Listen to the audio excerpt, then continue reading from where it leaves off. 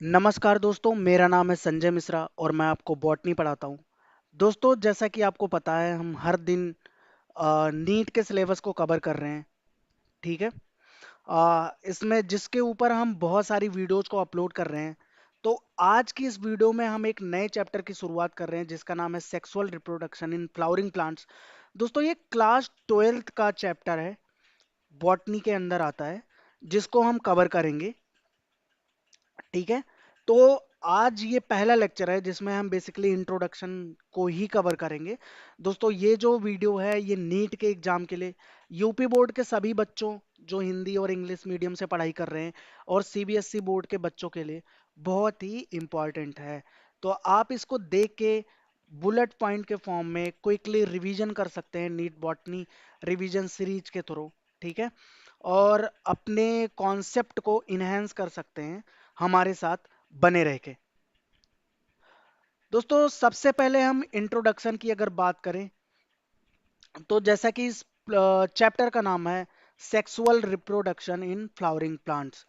तो अगर हम सेक्सुअल रिप्रोडक्शन की बात करें, सेक्सुअल रिप्रोडक्शन क्या होता है, तो दोस्तों सेक्सुअल रिप्रोडक्शन में बेसिकली एक ऐसा फीचर है जिसमें दो गैमेट का फ्यूजन होता है और फाइनल रिजल्ट जो होता है एक नया ऑफस्प्रिंग बनता है। ठीक है। और अगर हम एंजियोस्पर्मिक प्लांट की बात करें तो लगभग all flowering plant show sexual reproduction.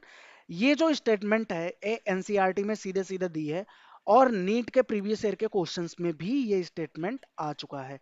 ठीक है। अब एक्चुअल में अगर हम देखें तो व्हाट इज ए फ्लावर, एक फ्लावर एक्चुअल में है क्या। तो अगर इसकी बात करें तो जो फ्लावर होता है, रिप्रोडक्टिव पार्ट ऑफ ये फ्लावरिंग प्लांट एंजियोस्पर्म्स का क्या है, रिप्रोडक्टिव पार्ट है, जो रिस्पॉन्सिबल है किसके लिए, प्रोड्यूसिंग सीड एंड फ्रूट्स। मतलब ये फ्रूट और सीड के प्रोडक्शन के लिए रिस्पॉन्सिबल होता है। ये चीज इसके इंट्रोडक्शन में कवर होती है। दोस्तों, अब हमने फ्लावर के बारे में जान लिया कि फ्लावर जो होता है वो रिप्रोडक्टिव पार्ट होता है किसका, एंजियोस्पर्मिक प्लांट्स का। ठीक है, हमने मान लिया। ये रिस्पॉन्सिबल होता है सीड एंड फ्रूट के प्रोडक्शन के लिए। अब अगर हम डिटेल स्टडी करें इस फ्लावर के बारे में, तो इसके कई सारे पार्ट्स होते हैं। उन पार्ट्स को हम आपके साथ अभी डिस्कस करेंगे। अब अगर हम पार्ट्स ऑफ फ्लावर की बात करें दोस्तों, तो ये typical flower has four main nodes arrange in concentric circle. देखो, एक्चुअली जो फ्लावर होता है वो क्या होता है, एक मॉडिफाइड स्टेम होता है। क्या होता है, मॉडिफाइड स्टेम होता है। अब दोस्तों, ये बात आपको बहुत अच्छे से पता है कि जो स्टेम होते हैं उनमें नोड और इंटरनोड पाया जाता है। क्या पाया जाता है, नोड और इंटरनोड। अब नोड वाला जो रीजन होता है वहां से जो भी ब्रांचेस निकलनी होती हैं वो निकलती हैं, नहीं तो कोई नई लीफ ऑरिजिन होती है, किसी नई लीफ का ऑरिजिन होता है वहां से। ठीक है। तो एक्चुअल में जो ये फ्लावर है वो क्या है, मॉडिफाइड स्टेम है। और इसके जो भी पार्ट्स हैं, इसके जो भी पार्ट्स है वो किसका मॉडिफिकेशन है, वो एक मॉडिफाइड लीफ है। आप ऐसे समझ लीजिए क्या है, वो मॉडिफाइड लीफ है। और कहाँ से ऑरिजिनेट हो रहे हैं, अलग अलग नोड से ऑरिजिनेट हो रहे हैं। ठीक है। अब अगर एक फ्लावर के पार्ट्स की बात करें तो उसमें लगभग चार पार्ट पाए जाते हैं। कौन कौन से, पहला कैलिक्स है, दूसरा कोरोला है, तीसरा एंड्रोसियम है, और चौथा क्या है दोस्तों, गाइनोसियम है। अब जो कैलिक्स है वो सबसे पहला पार्ट है, और ये सबसे नीचे की तरफ पाया जाता है। कहां से, सबसे नीचे पाया जाता है। इसकी जो यूनिट होती है उसको हम क्या बोलते हैं, सेपल बोलते हैं। ये वाला जो स्ट्रक्चर है वो रिसेप्टेकल है, जिसको आप आसानी से देख सकते हैं। अब कैलिक्स जो है वो ग्रीन पोर्शन होता है किसी भी फ्लावर का। ठीक है। और ये किससे, फर्स्ट नोट से ऑरिजिनेट होता है। उसके बाद में कोरोला जो है, ये आपको जो पिंक कलर का स्ट्रक्चर दिख रहा है वो क्या है, कोरोला है। वो किससे ऑरिजिनेट होता है, वो सेकेंड नोट से या सेकेंड ओल से ऑरिजिनेट होता है। उसके बाद में थर्ड से ऑरिजिनेट होता है एंड्रोसियम, जो क्या है, मेल रिप्रोडक्टिव पार्ट होता है किसी भी फ्लावर का। उसके बाद में अगर हम बात करें गाइनोसियम की, तो वो चौथे नोड से ऑरिजिनेट होता है। ठीक है, जो फीमेल रिप्रोडक्टिव पार्ट है। अब कैलिक्स, करोला, एंड्रोसियम और गाइनोसियम को हम डिटेल में स्टडी करेंगे। ठीक है। हर किसी को हम डायग्रामेटिकली अच्छे से समझेंगे और इन चीजों को कवर करेंगे। तो दोस्तों, अगर हम सबसे पहले वर्ल्ड की बात करें तो जिसका नाम है कैलिक्स। कैलिक्स क्या होता है, ये आउटर मोस्ट पार्ट होता है ठीक है, किसी भी फ्लावर का ग्रीन इन कलर होता है, made up of green leaf like structure, और इसकी जो यूनिट होती है उसको क्या बोलते हैं, सेपल बोलते हैं। इसके यूनिट को क्या बोलते हैं, सेपल बोलते हैं। ये चीजें आपको टेस्ट में या नीट के एग्जाम में देखने को मिल जाएंगी।